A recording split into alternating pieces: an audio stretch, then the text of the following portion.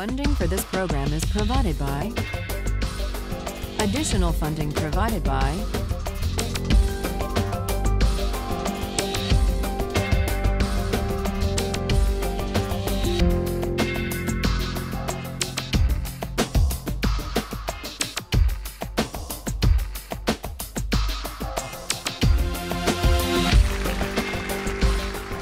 Last time, we argued about the case of the Queen versus Dudley and Stevens, the lifeboat case, the case of cannibalism at sea.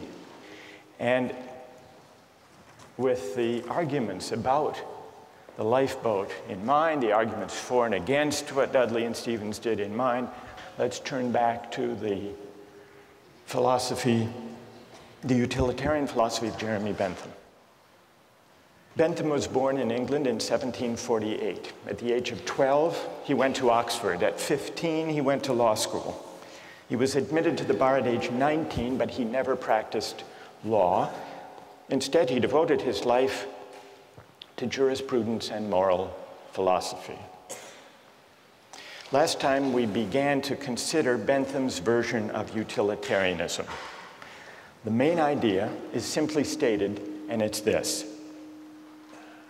The highest principle of morality, whether personal or political morality, is to maximize the general welfare, or the collective happiness, or the overall balance of pleasure over pain.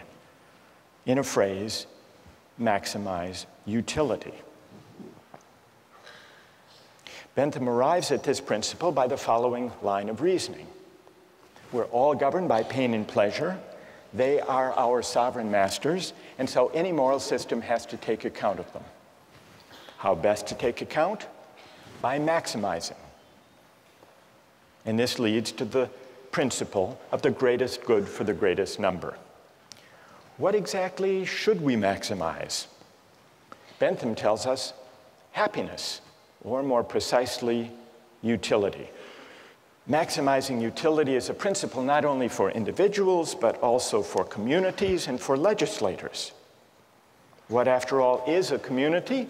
Bentham asks. It's the sum of the individuals who comprise it.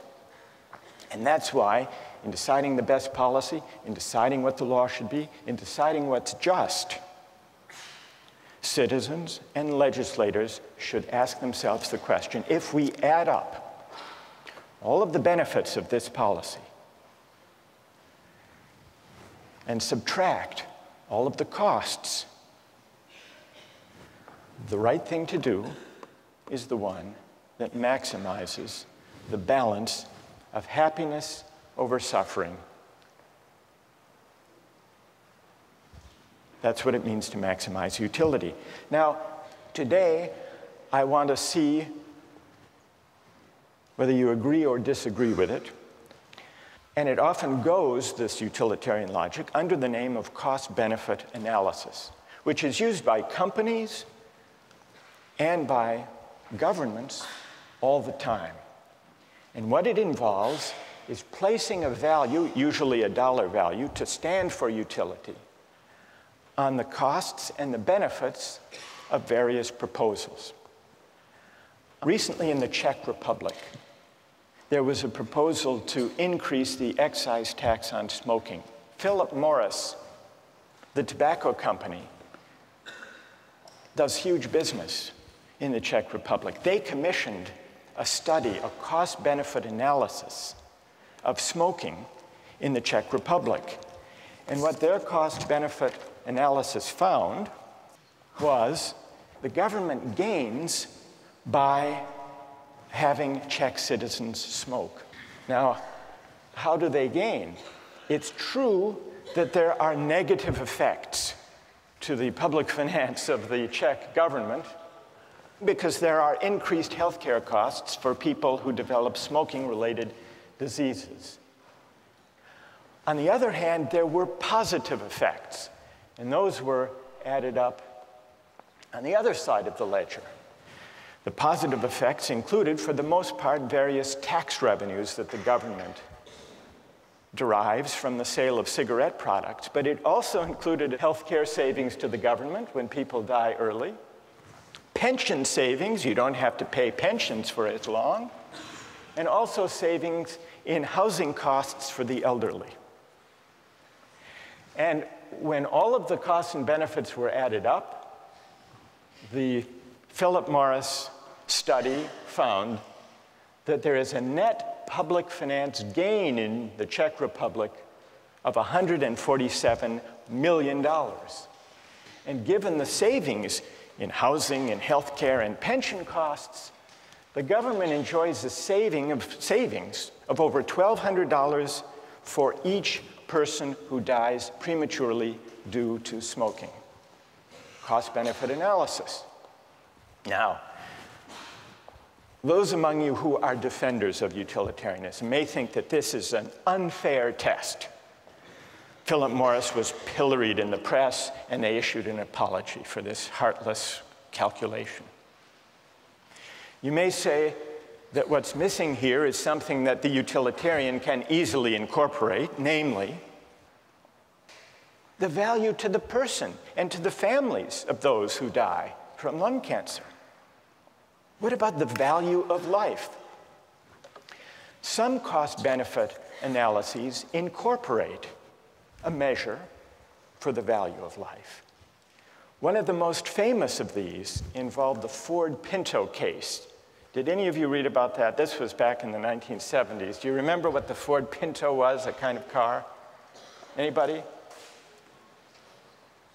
It was a small car, a subcompact car, very popular. But it had one problem, which is the fuel tank was at the back of the car. And in rear collisions, the fuel tank exploded. And some people were killed, and some severely injured. Victims of these injuries took Ford to court to sue. And in the court case, it turned out that Ford had long since known about the vulnerable fuel tank and had done a cost-benefit analysis to determine whether it would be worth it to put in a special shield that would protect the fuel tank and prevent it from exploding. They did a cost-benefit analysis. The cost per part to increase the safety of the Pinto, they calculated at $11 per part. And this was the cost-benefit analysis that emerged in the trial. $11 per part at 12.5 million cars and trucks came to a total cost of $137 million to improve the safety. But then they calculated the benefits of spending all this money on a safer car. And they counted 180 deaths, and they assigned a dollar value, $200,000 per death. 180 injuries, $67,000. And then the cost to repair, the replacement cost for 2,000 vehicles that would be destroyed without the safety device, $700 per vehicle. So the benefits turned out to be only $49.5 million, and so they didn't install the device. Needless to say, when this memo of the Ford Motor Company's cost-benefit analysis came out in the trial, it appalled the jurors who awarded a huge settlement. Is this a counterexample to the utilitarian idea of calculating? Because Ford included a measure of the value of life. Now, who here wants to defend cost-benefit analysis from this apparent counterexample? Who has a defense? Or do you think this completely destroys the whole utilitarian calculus? Yes? Okay, well, I think that, once again, they've made the same mistake the previous case did, that they assigned a dollar value to human life. And once again, they failed to take account things like suffering and emotional losses by the families. I mean, families lost earnings, but they also lost a loved one, and that is more valued than $200,000. Right. And wait. That's good. What's your name? Julia Roto. So if 200,000, Julie, is too low a figure because it doesn't include the loss of a loved one and the loss of those years of life, what do you think would be a more accurate number? I don't believe I could give a number. I think that this sort of analysis shouldn't be applied to issues of human life. I think it can't be used monetarily. So they didn't just put too low a number, Julie says. They were wrong to try to put any number at all. All right, let's hear someone who... You have to adjust for inflation.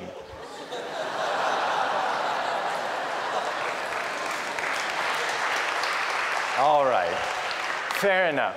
So what would the number be now? This was 35 years ago. $2 million. You would put 2 million. And what's your name? Wojtek says, we have to allow for inflation. We should be more generous. Then would you be satisfied that this is the right way of thinking about the question?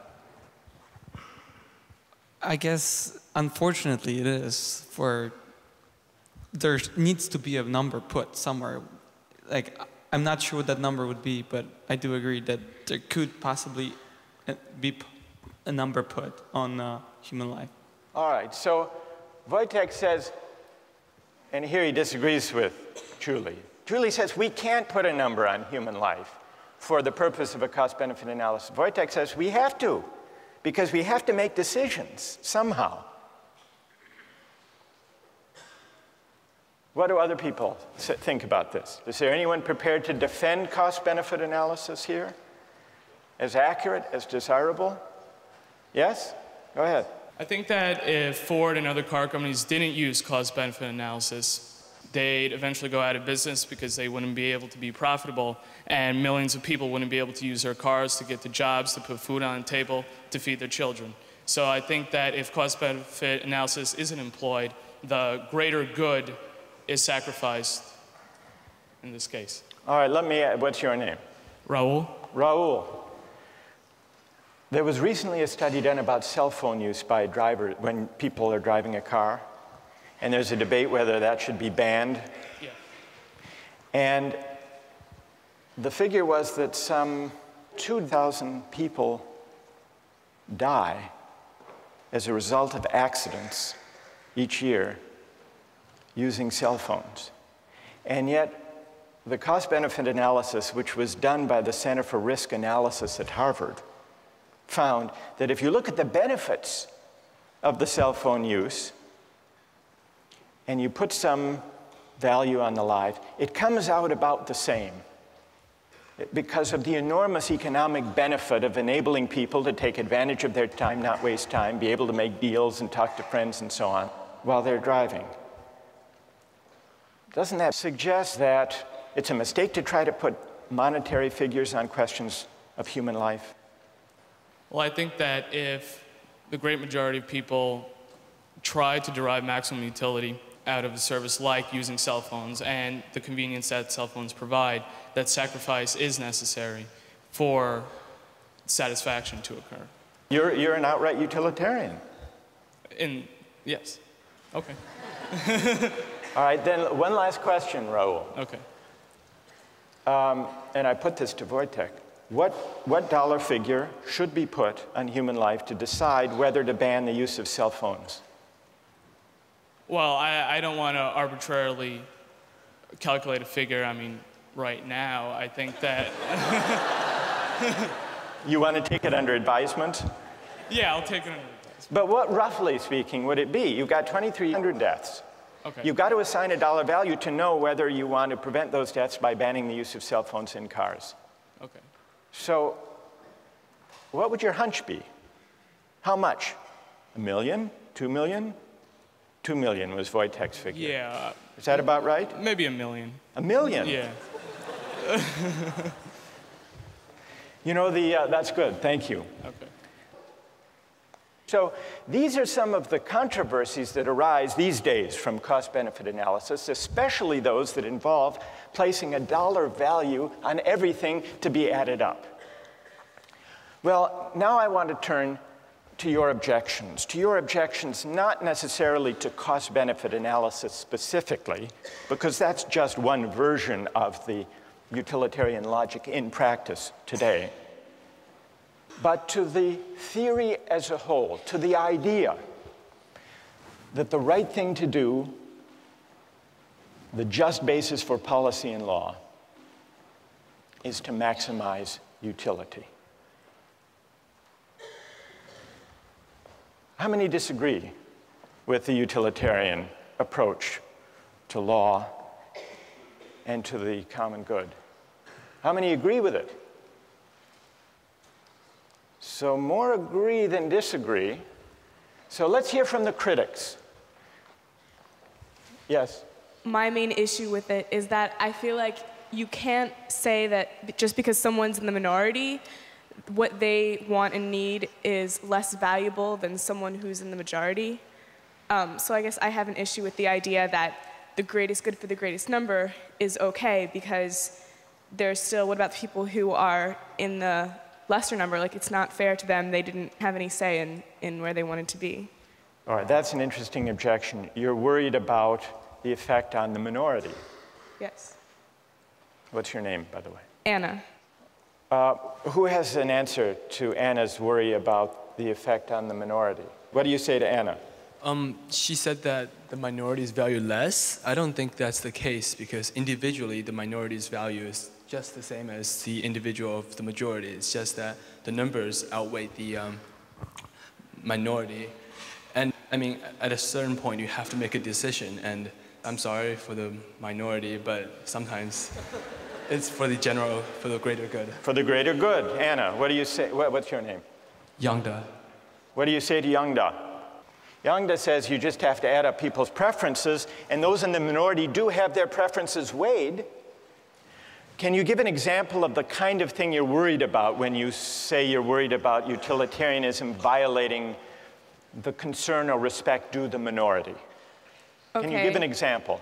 So, well, with any of the cases that we've talked about, like for the shipwreck one, I think the boy who was eaten still had as much of a right to live as the other people, and just because he was the minority in that case, the one who maybe had less of a chance to keep living, that doesn't mean that the others automatically have a right to eat him just because it would give a greater amount of people the chance to live. So there may be certain rights that the minority members have, that the individual has, that shouldn't be traded off for the sake of utility? Yes. Yes, Anna? Yonda, this would be a test for you. Back in ancient Rome, they threw Christians to the lions in the Colosseum for sport. If you think how the utilitarian calculus would go, yes, the Christian thrown to the lion suffers enormous, excruciating pain. But look at the collective ecstasy of the Romans. Yonda. Well, in that time, I don't, in modern day of time, to value to give a number to the happiness given to the people watching, I don't think any policymaker would say the pain of one person, of the suffering of one person is much, in comparison to the happiness gained. No, but you have to admit that if there were enough Romans delirious enough with happiness, it would outweigh even the most excruciating pain of a handful of Christians thrown to the lion. So we really have here two different objections to utilitarianism. One has to do with whether utilitarianism adequately respects individual rights or minority rights, and the other has to do with the whole idea of aggregating utility or preferences or values is it possible to aggregate all values to translate them into dollar terms? There was, in the 1930s, a psychologist who tried to address this second question. He tried to prove what utilitarianism assumes, that it is possible to translate all goods, all values, all human concerns into a single uniform measure. And he did this by conducting a survey of young recipients of relief. This was in the 1930s. And he gave them a list of unpleasant experiences. And he asked them, how much would you have to be paid to undergo the following experiences? And he kept track. For example, how much would you have to be paid to have one upper front tooth pulled out? Or how much would you have to be paid to have one little toe cut off? Or to eat a live earthworm 6 inches long? Or to live the rest of your life on a farm in Kansas? Or to choke a stray cat to death with your bare hands? Now, what do you suppose was the most expensive item on that list? Kansas?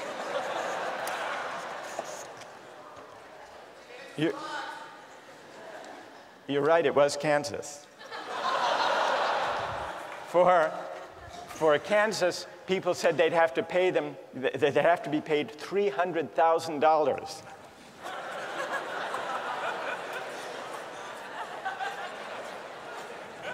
What do you think was the next most expensive? Not the cat. Not the tooth. Not the toe. The worm. People said you'd have to pay them $100,000 to eat the worm. What do you think was the least expensive item? Not the cat, the tooth. During the Depression, people were willing to have their tooth pulled for only $4,500. Now, here's what Thorndike concluded from his study. Any want or satisfaction which exists in some amount and is therefore measurable. The life of a dog or a cat or a chicken consists of appetites, cravings, desires, and their gratifications. So does the life of human beings, though the appetites and desires are more complicated. But what about Thorndike's study? Does it support Bentham's idea that all goods, all values can be captured according to a single uniform measure of value? Or does the preposterous character of those different items on the list suggest the opposite conclusion, that maybe, whether we're talking about life or Kansas or the worm, maybe the things we value and cherish can't be captured according to a single uniform measure of value? And if they can't, what are the consequences for the utilitarian theory of morality? That's a question we'll continue with next time.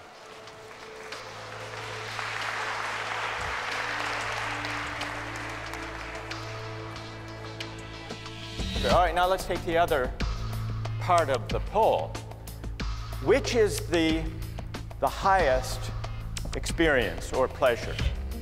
How many say Shakespeare?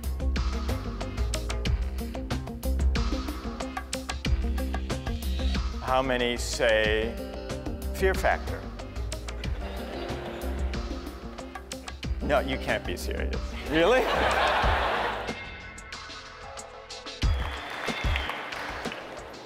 Last time we began to consider some objections to Jeremy Bentham's version of utilitarianism. People raised two objections in the discussion we had. The first was the objection, the claim, that utilitarianism, by concerning itself with the greatest good for the greatest number, fails adequately to respect individual rights. Today we have debates about torture and terrorism. Suppose a suspected terrorist was apprehended on September 10th, and you had reason to believe that the suspect had crucial information about an impending terrorist attack that would kill over 3,000 people, and you couldn't extract the information. Would it be just to torture the suspect to get the information? Or do you say, no, there is a categorical moral duty of respect for individual rights? In a way, we're back to the questions we started with about trolley cars and organ transplants. So that's the first issue. And you remember we considered some examples of cost-benefit analysis. But a lot of people were unhappy with cost-benefit analysis when it came to placing a dollar value on human life. And so that led us to the second objection. It questioned whether it's possible to translate all values into a single uniform measure of value. It asks, in other words, whether all values are commensurable. Let me give you one other example of an experience. This actually is a true story. It comes from personal experience that raises a question, at least, about whether all values can be translated without loss into utilitarian terms. Some years ago, when I was a graduate student, I was at Oxford in England, and they had men's and women's colleges. They weren't yet mixed. And the women's colleges had rules against overnight male guests. By the 1970s, these rules were rarely enforced and easily violated, or so I was told.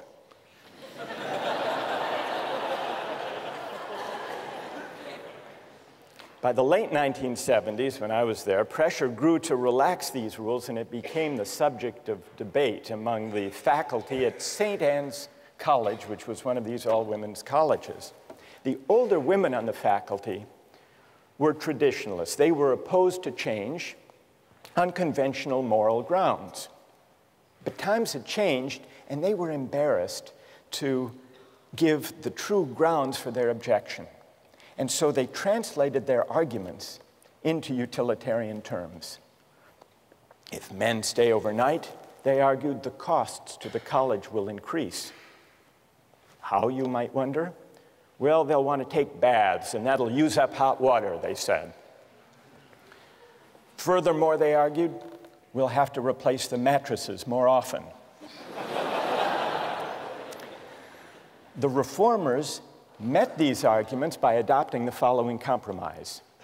Each woman could have a maximum of 3 overnight male guests each week.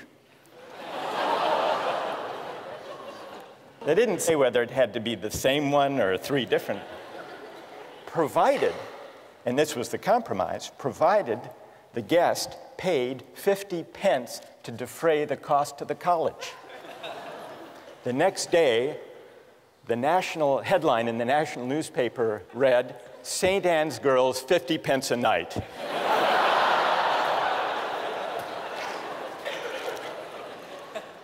Another illustration of the difficulty of translating all values, in this case a certain idea of virtue, into utilitarian terms. So that's all to illustrate the second objection to utilitarianism, at least the part of that objection that questions whether utilitarianism is right to assume that we can assume the uniformity of value, the commensurability of all values, and translate all moral considerations into dollars or money. But there is a second aspect to this worry about aggregating values and preferences. Why should we weigh all preferences that people have without assessing whether they're good preferences or bad preferences? Shouldn't we distinguish between higher pleasures and lower pleasures? Now, part of the appeal of not making any qualitative distinctions about the worth of people's preferences, part of the appeal is that it is non-judgmental and egalitarian. The Benthamite utilitarian says, everybody's preferences count, and they count regardless of what people want, regardless of what makes different people happy. For Bentham, all that matters, you'll remember, are the intensity and the duration of a pleasure or pain. The so-called higher pleasures or nobler virtues are simply those, according to Bentham, that produce stronger, longer pleasure. He had a famous phrase to express this idea: the quantity of pleasure being equal, pushpin is as good as poetry. What was pushpin? It was some kind of a child's game, like tiddlywinks. Pushpin is as good as poetry, Bentham says. And lying behind this idea, I think, is the claim, the intuition, that it's a presumption to judge whose pleasures are intrinsically higher or worthier or better. And there is something attractive in this refusal to judge. After all, some people like Mozart, others Madonna. Some people like ballet, others bowling. Who's to say, a Benthamite might argue, who's to say which of these pleasures, whose pleasures, are higher, worthier, nobler than others? But is that right? This refusal to make qualitative distinctions.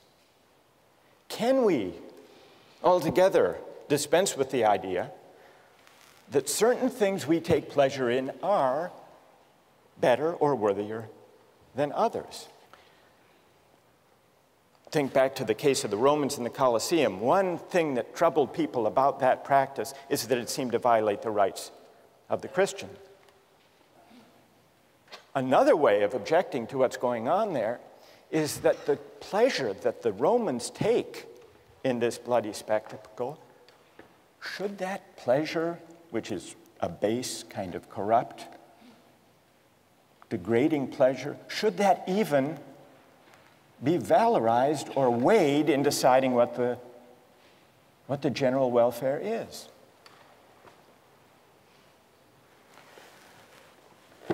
So here are the objections to Bentham's utilitarianism. And now we turn to someone who tried to respond to those objections, a later-day utilitarian, John Stuart Mill. So what we need to examine now is whether John Stuart Mill had a convincing reply to these objections to utilitarianism. John Stuart Mill was born in 1806. His father, James Mill, was a disciple of Bentham's. And James Mill set about giving his son, John Stuart Mill, a model education. He was a child prodigy, John Stuart Mill. He knew Greek at the age of 3, Latin at 8, and age 10, he wrote a history of Roman law. At age 20, he had a nervous breakdown. This left him in a depression for 5 years. But at age 25, what helped lift him out of this depression is that he met Harriet Taylor. she and Mill got married. They lived happily ever after, and it was under her influence that John Stuart Mill tried to humanize utilitarianism.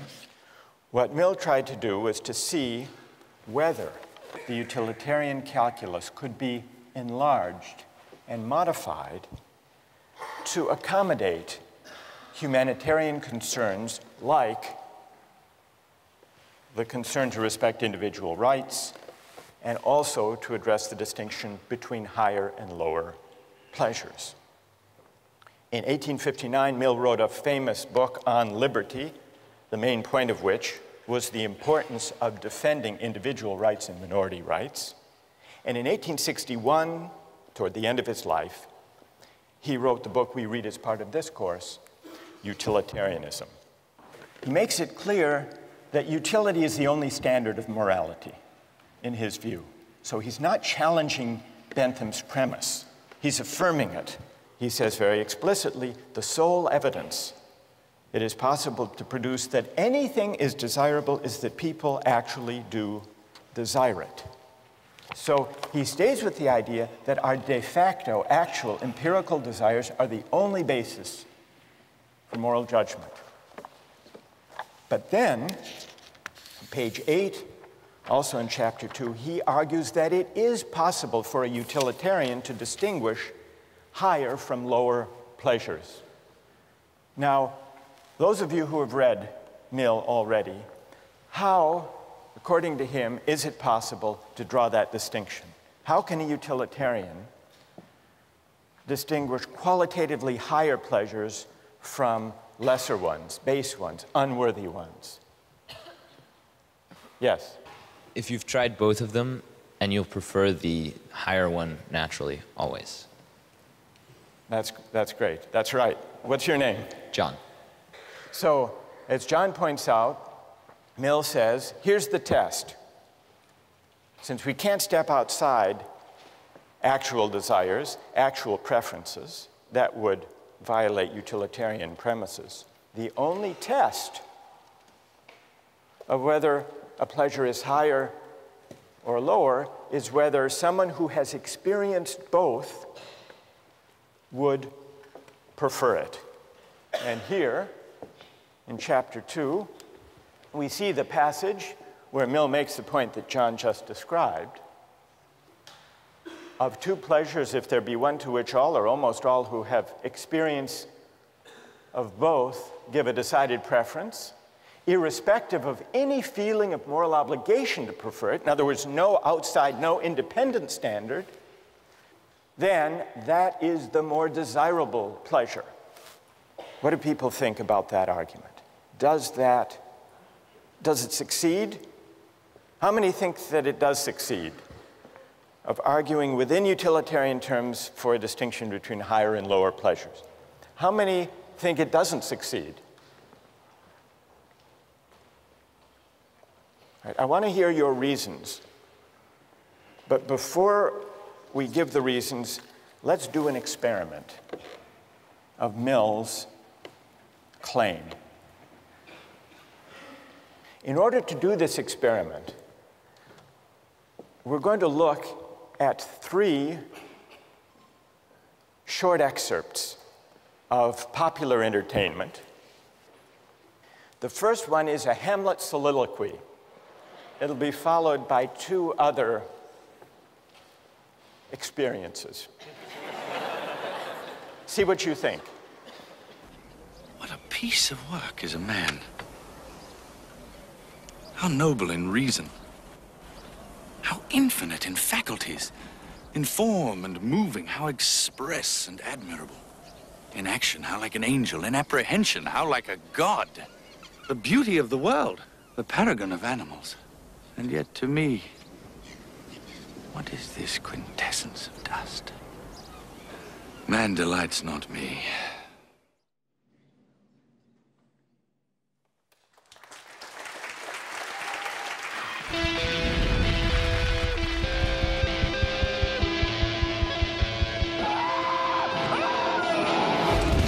Imagine a world where your greatest fears become reality. Ah, they're biting me!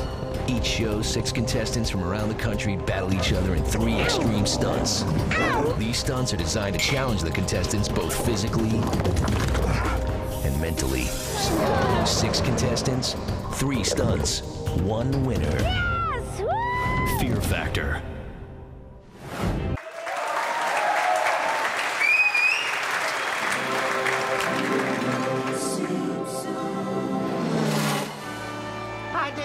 Pedal to the metalophiles. Landers, since when do you like anything cool? Well, I don't care for the speed, but I can't get enough of that safety gear. Helmets, roll bars, caution flags. I like the fresh air and looking at the poor people in the infield.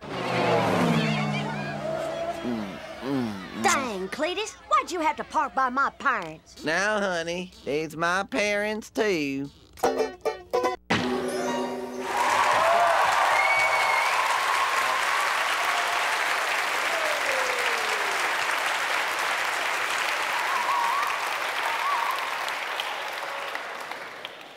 I don't even have to ask which one you like most. The Simpsons, how many like The Simpsons most? How many Shakespeare? What about Fear Factor? How many preferred Fear Factor? Really? People overwhelmingly like The Simpsons better than Shakespeare. All right, now let's take the other part of the poll. Which is the highest experience or pleasure? How many say Shakespeare?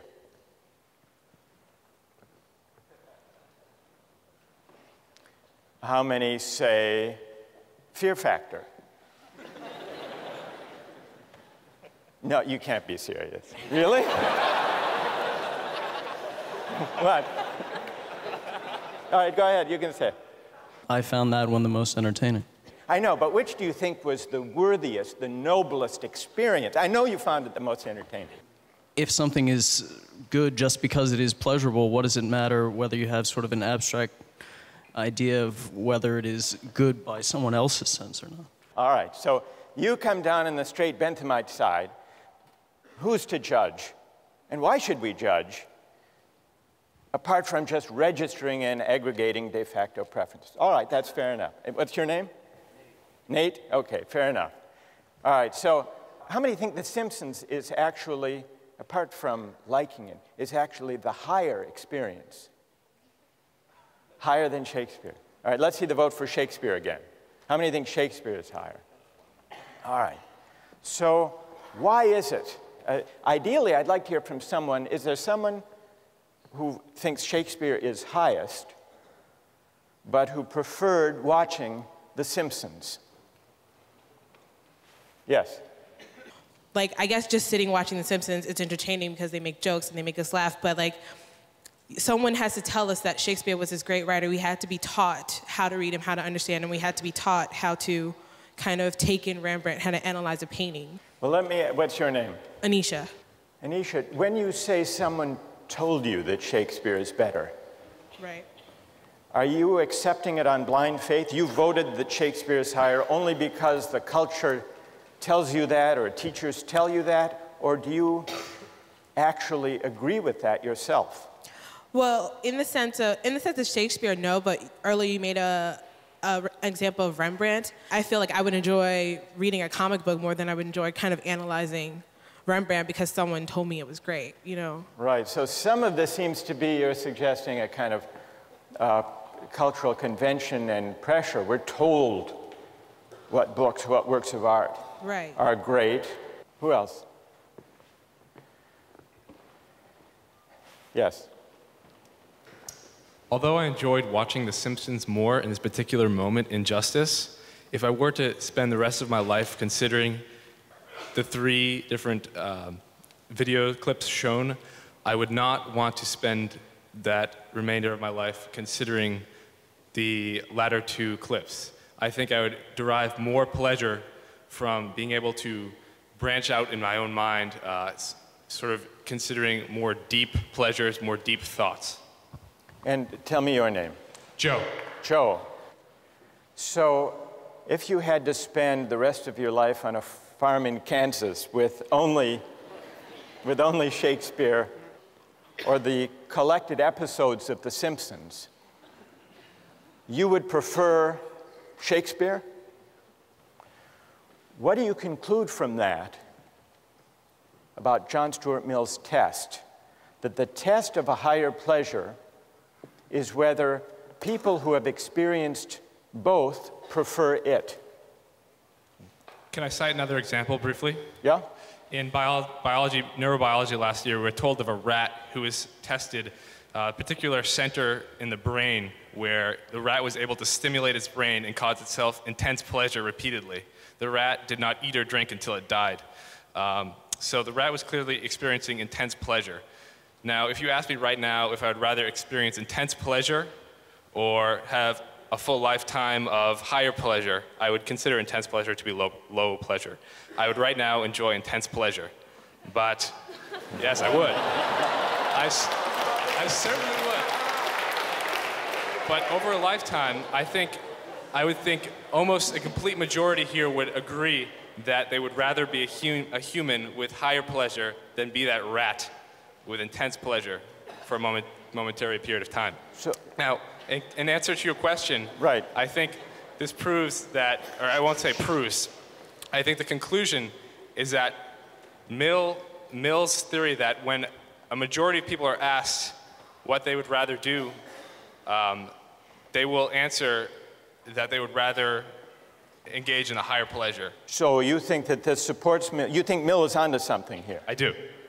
All right. Is there anyone who disagrees with Joe and who thinks that our experiment disproves Mill's test, shows that that's not an adequate way, that you can't distinguish higher pleasures within the utilitarian framework? Yes? If whatever is good is truly just whatever people prefer, it's truly relative and there's no objective definition, then there will be some society where people prefer Simpsons more. Anyone can appreciate The Simpsons, but I think it does take education to appreciate Shakespeare as much. All right, you're saying it takes education to appreciate higher things. Mill's point is that the higher pleasures do require cultivation and appreciation and education. He doesn't dispute that. But once having been cultivated and educated, people will not only see the difference between higher and lower pleasures, but will actually prefer the higher to the lower.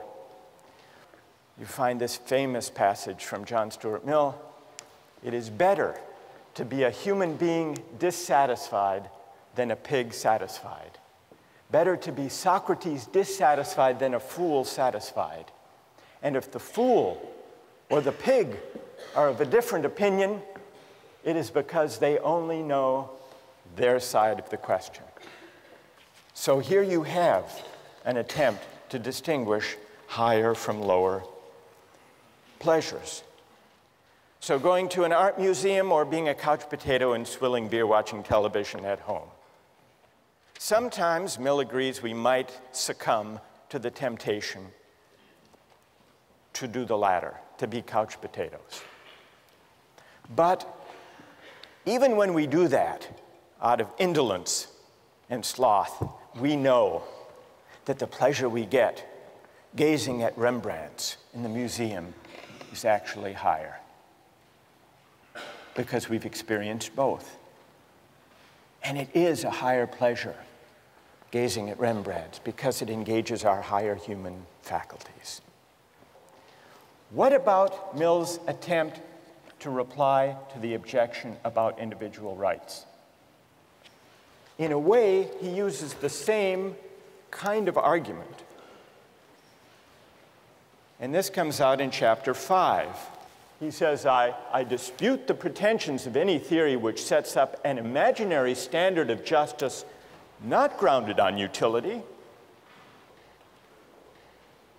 but still he considers justice grounded on utility to be what he calls the chief part and incomparably the most sacred and binding part of all morality. So justice is higher. Individual rights are privileged, but not for reasons that depart from utilitarian assumptions. Justice is a name for certain moral requirements, which regarded collectively stand higher in the scale of social utility and are therefore of more paramount obligation than any others. So justice is sacred, it's prior, it's privileged. It isn't something that can easily be traded off against lesser things.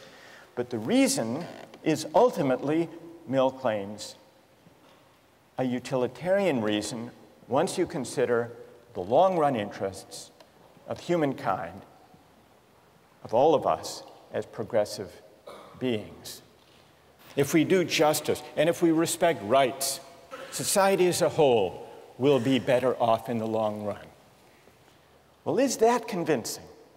Or is Mill actually, without admitting it, stepping outside utilitarian considerations in arguing for qualitatively higher pleasures and for sacred or specially important individual rights? We haven't fully answered that question, because to answer that question in the case of rights and justice will require that we explore other ways, non-utilitarian ways of accounting for the basis of rights, and then asking whether they succeed.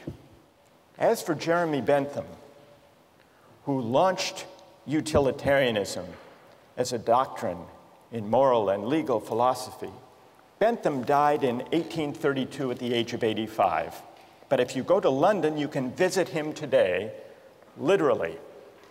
He provided in his will that his body be preserved, embalmed, and displayed in the University of London, where he still presides in a glass case with a wax head, dressed in his actual clothing. You see, before he died, Bentham addressed himself to a question consistent with his philosophy. Of what use could a dead man be to the living? One use, he said, would be to make one's corpse available to the study of anatomy. In the case of great philosophers, however, better yet, to preserve one's physical presence in order to inspire future generations of thinkers. You want to see what Bentham looks like? Stuffed? Here's what he looks like. There he is. Now, if you look closely, you will notice that the embalming of his actual head was not a success. So they substituted a waxed head, and at the bottom, for verisimilitude, you can actually see his actual head on a plate. You see it? Right there. So, what's the moral of the story? The moral of the story, by the way, they bring him out during meetings of the board at University College London, and the minutes record him as present but not voting. Here is a philosopher in life and in death who adhered to the principles of his philosophy. We'll continue with rights next time.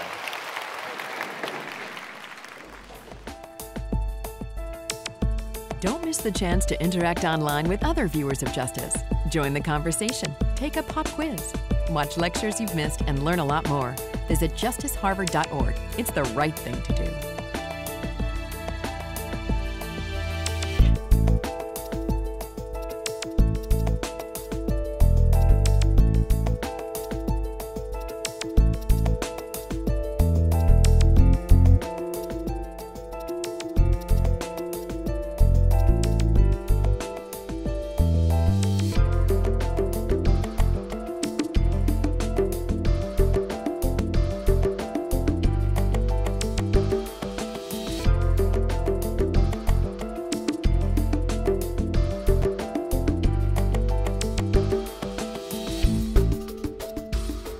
Funding for this program is provided by... Additional funding provided by